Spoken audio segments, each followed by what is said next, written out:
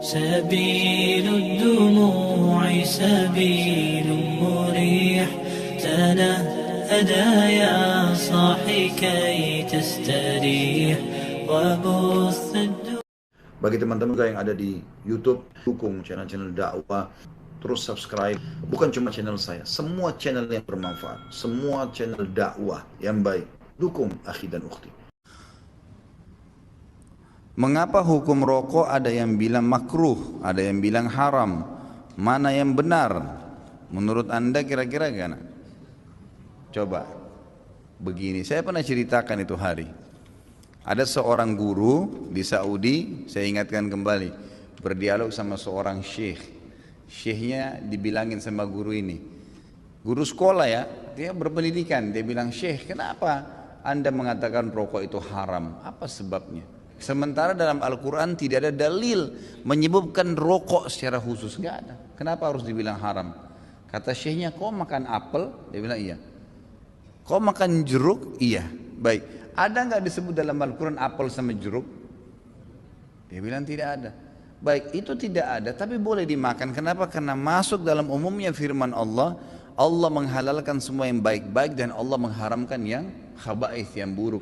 Jadi ulama mengeluarkan kaidah semua yang baik maka halal, semua yang buruk maka haram. Semua subhanallah yang haram itu pasti berefek tidak baik gitu kan. Lalu dia bilang, "Tapi setahu saya tidak buruk karena saya merasa nyaman-nyaman saja. Saya merokok, saya percaya diri, saya nggak ada masalah. Ya orang mau mengatakan badan saya bau, baju saya bau, mulut saya bau, itu perkataan dia. Tapi saya merasa nyaman-nyaman saja, nggak ada masalah. Berarti bisa saya katakan itu thayyibat, berarti baik ini buat saya. Dari mana tolok ukurnya ini baik atau buruk?" Kata syekhnya, "Baik, kalau kau mau lebih dalam lagi, sekarang saya tanya," kata Syekh, "kalau kamu pulang ke rumah habis ngajar, kamu temukan istri kamu lagi pegang rokok, anak kamu lagi pegang rokok, kamu biarin atau kamu larang?" Kata gurunya ini, "Saya larang, Syekh." "Kenapa kau larang?" Dia bilang, "Karena itu tidak baik." Nah, ini masuk dalam jawaban kamu sendiri. Kalau baik kamu biarin mereka merokok, beliin kalau perlu, sama-sama rokok ngepul di situ gitu kan. Tapi enggak ternyata. Jadi lebih baik ditinggalkan gitu. Jadi jangan berdalih kalau salah dan tetap dilakukan, akuin kesalahan. Itu poin penting. Ini enggak, sudah salah membela, ini masalah ini. Enggak boleh, jadi terus menerus.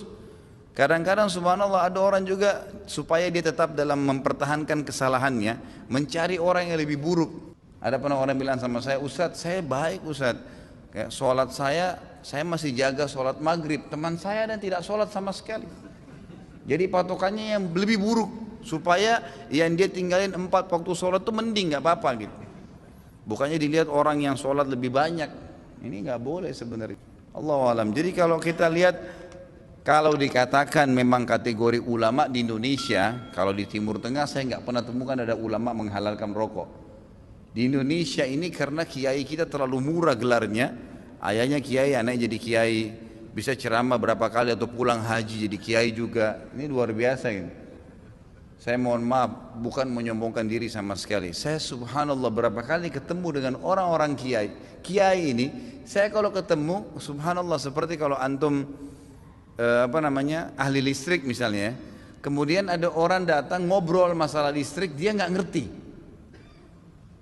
Misalnya ini listrik ini harus dipasang begini, jaringannya begini, terus dia bilang enggak harus begini, tapi dia salah jelas. Antum pastikan teorinya benar, salah ini orang. Kita akan bilang kok ngawur ini orang ngomong. Subhanallah, di kalangan dakwah ceramah penceramah pun begitu.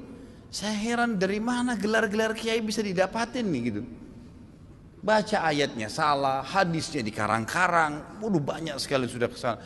Cerita dongengnya sudah tidak masuk di akal. Orang yang mati bisa hidup kembali lah, ini dari langit lah, ini macam-macam. Yang tidak masuk di akal, ini dari mana orang ini nih gitu. Ya, dari mana asal muasalnya bisa muncul gitu. Belum lagi yang sunnah Nabi SAW dilanggar, yang kukunya panjang, yang istri yang pakai jilbab, yang luar biasa.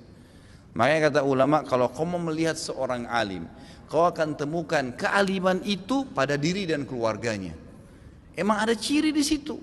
Istrinya, anaknya, memang ada ciri kealiman di situ. Ada ilmu. Alim kan itu maksud dari ilmu ya. Ada pengetahuan agama pada diri mereka. Kalau enggak gitu. Ada teman saya, subhanallah, bawa undangan pernikahan tamatan Mesir. Waktu itu di kota Makassar. Perkawinan saya nggak hadir, nggak sempat hadir gitu. Kemudian dia datang setelah itu berkunjung ke rumah saya, gitu kan. Datang ada satu perempuan bersama dia rok pendek. Lalu kemudian ini tamatan Mesir dan LC gitu.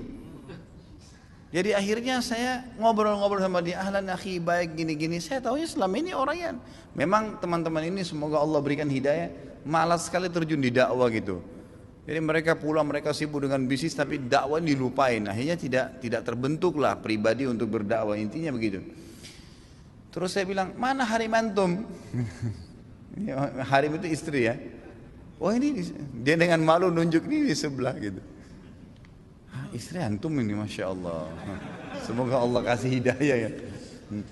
Jadi bisa, kenapa nggak nikah dengan wanita yang berjilbab banyak, kesian ngantri, gitu kan? Ngapain harus ngambil orang yang tidak? Susah, jadi PR lagi ya. Tapi Allahu a'lam, ya, masing-masing orang punya cara ya. Jadi kalau kita temukan teman-teman kita yang bergelar kiai ini yang memakruhkan rokok karena dia masih merokok, gitu kan? Emang begitu.